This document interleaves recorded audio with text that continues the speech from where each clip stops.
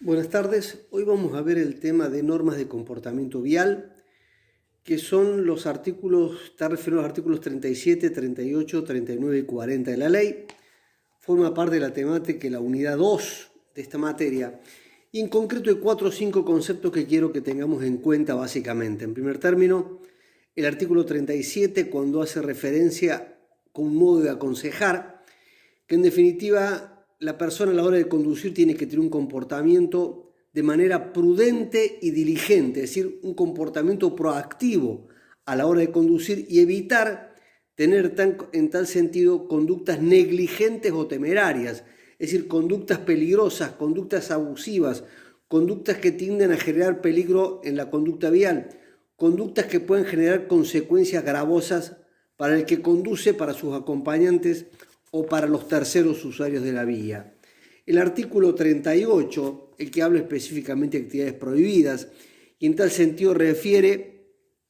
al hecho de que nosotros tenemos que tener a la hora de conducir muchísimo cuidado en cuanto a no entorpecer la vía, no dejar objetos que generen peligro y puedan impactar el vehículo de quien viene tras mío. Entonces la responsabilidad es no dejar objetos en la ruta y si uno los deja voluntario o involuntariamente,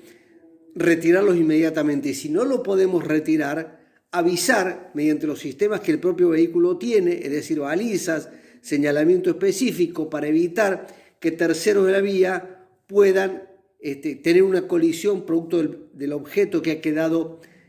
tirado en la vía, que ha quedado depositado en la vía. Además de ello, están prohibidos emitir emanaciones de gases, electromagnéticas, humo, todos aquellos elementos que realmente perjudican, deterioran, incomodan, molestan y hacen peligrosa la conducción.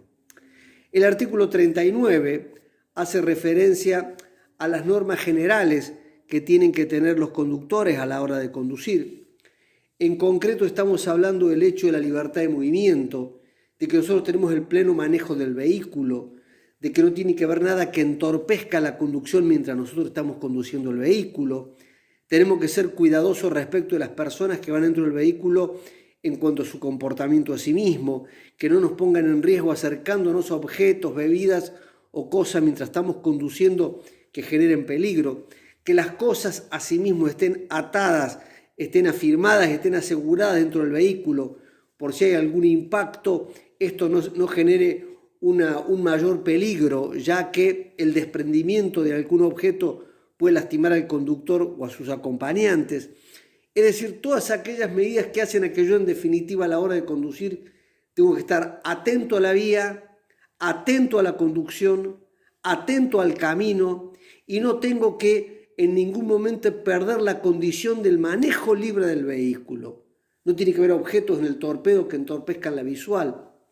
Y en tal sentido, la ley específicamente prohíbe el fumar mientras estamos conduciendo, el ver televisión o pantallas que en definitiva distraen la visión del conductor y lo sacan de su responsabilidad y de su obligación. Todas estas cuestiones son esenciales a la hora de conducir, porque tienen que ver con el modo y la manera en que nosotros responsablemente nos tenemos que guiar, que conducir y que actuar en la conducción del vehículo. Asimismo, el artículo 39 establece la prohibición de la ubicación de los menores de edad en los asientos delanteros. Hasta los 10 años los niños tienen que ir a los asientos de atrás y si son menores o muy bebés, inclusive en esos habitáculos o asientos especiales. El artículo 40 establece los requisitos para la circulación, es decir, cuál es la documentación, los elementos que nosotros tenemos que tener a la hora de conducir. Documento de identidad, la tarjeta verde del vehículo, el carnet en condiciones, es decir, un carnet de conducir vigente, asimismo tener balizas, tener el seguro obligatorio del vehículo, tener asimismo los correajes necesarios y todos los elementos de seguridad exigidos para la conducción, las luces, los frenos, etcétera, etcétera. Es decir, todo aquello que le da seguridad a la conducción, que el conductor realmente esté en condiciones óptimas de ejercer el libre manejo del vehículo con la documentación correspondiente de acuerdo a lo que exige la reglamentación a fin de no tener inconvenientes a la hora de encontrarme con un organismo de control. Y finalmente el artículo 41 de bebidas alcohólicas no lo tenemos que ver desde el lugar de cómo está dispuesto en la ley,